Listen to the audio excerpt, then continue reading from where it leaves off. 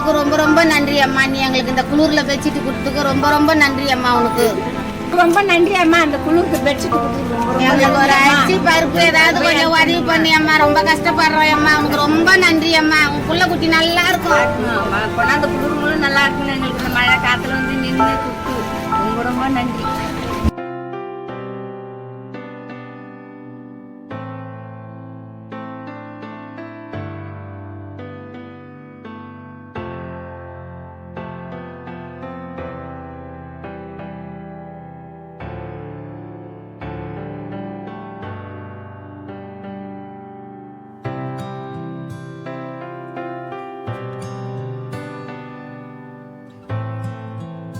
நீங்களும் இதுபோல ஏழை எளிய மக்களுக்கு உதவி செய்ய விரும்புகிறீர்களா?